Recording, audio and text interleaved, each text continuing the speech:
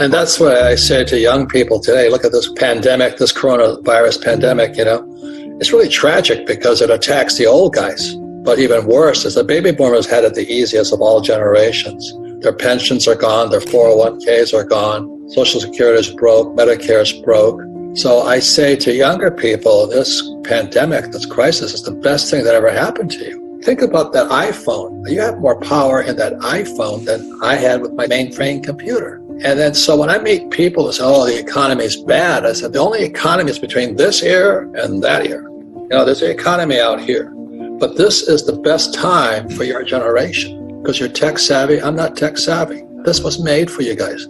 The old guys like me are being cleaned out by the pandemic. The way is clear for you. Now, the old guys are gone. They're dead. What are you going to do about it? So it's really a great time. But exactly the bad times are leading to the best times. You can see it. But unfortunately, as you know, there's a lot of your generation and younger, they'll never recover. They're going to see it as the worst of time. Or more important, who's your teachers? That's why I keep saying to the millennials, they're a pack of wimps. I meet millennials who are just horrifyingly weak. Snowflakes, they call them. They go to college, they're taught trigger events. I don't know what they say today, but they've got to have special rooms where there's no whatever. I'm going, holy mackerel. Welcome to the real world, And there's other millennials who are as tough as nails. This is the biggest opportunity they've ever had. So it just depends upon what's between this year and this year, what's in your heart. That's it. I always say quit your job, but that's not, I don't have a job. I've only had one job. And I never wanted a job after that because I had to be hungry. But we're all different. We're humans, we're different beings. If I show you this diagram here, it's why I created my cash flow board game. Because we have 4 different intelligences. We have mental intelligence, we have physical to make, football and all that, emotional intelligence, but spiritual intelligence. So I went to military school in New York. The first thing is spiritual. I become a Marine, it's spiritual. You know what I mean? Because you're putting your life on the freaking line. So Nassim Taleb, he wrote the book, The Black Swan. He says there's 3 kinds of people in the world. There's fragile, and that's what our school systems are putting out. Fragile, wimpy, snowflakes. And that's your choice. You want to be that way? Have a good life. The second type is that, so a fragile is like a champagne flute. You hit it, it shatters. Then the second one is called robust. And a robust person is like the rock. You can pound on them, dump on them. They take it. But that's all they do. They take it. And then anti-fragile is somebody like you where they pound the crap out of you and you get smarter and better because of it. So I love Nassim Taleb. A lot of people call him Dr. Doom. But the way I look at this whole thing, this economy we're probably going into a depression. We're not going to get out of this. And so the thing is this good for you or bad for you? I'm looking forward to it. The last crash was 2008, and I made more money in 2008 than in my whole life. So this one here, I'm going to get even richer. But other people are going to get poor. And if they're baby boomers, they're going to blame it on this coronavirus. Oh, my health. Hey, hit the road. Put on some running shoes. Change your diet. Get some sunlight. Get healthy. Don't be a wimp. But, oh, no, I'm so afraid of dying. I'm going, you're already dead. You don't even know it yet. In the Marine Corps, we used to call them corpse people.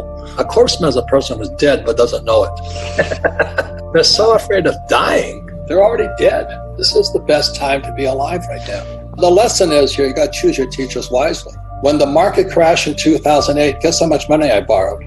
$300 million. Because interest rates were dropping and real estate prices were going to the toilet. And when I walk into my banker, this report has about a financial statement. Income statement, balance sheet, statement of cash flow. It's a book on accounting. People don't even know it's a book on accounting. So I walked into my bank with my partner and had all this property that was floating to the surface. And I say, I'll take them off your hands. Give me the money to buy the property. That's cojones. Give me the money and I'll buy your properties for you. So it depends. And this is my whole thing. I'm now 700 million, almost $1 billion in debt. You know why? Because I don't pay any taxes. The more debt I have, the less tax I pay. And the average guy goes, how do you do that? Because you have bad teachers. And so it's this whole thing that you got to choose your teachers wisely. I don't touch that garbage that Wall Street puts out. I don't have a 401k. I don't have stocks, bonds, mutual funds, ETFs. Doesn't mean you shouldn't, but I don't need them. And the other part is, look, for you young guys, the best teachers are not in colleges. The best teachers are on YouTube. Wake up. The fake teachers are in colleges. They're telling you to get a job. the corporate ladder. You know, Patrick Bet-David said it the best, and I love that guy. He says there's two kinds of leaders, wartime and peacetime. And a peacetime leader is a guy like my poor dad. He goes through all the right schools. He has all the degrees and credentials. He does all the right things. He climbs the corporate or the government ladder and all that. Or a wartime leader goes to war. So Steve Jobs is a wartime leader. I'm a wartime leader. The difference is I went to war twice on the front lines. You know what happened? So I joined the Marine Corps. I learned to fly. I go to Camp Pendleton. I strap on my weapons. I go to advanced weapons in Camp Pendleton. I go to Okinawa, and then they send me into Vietnam. And I came out of Vietnam about 4 months later, back to Restage in Okinawa, and I thought everybody had changed. I looked at the fellow Marines. I had been to war.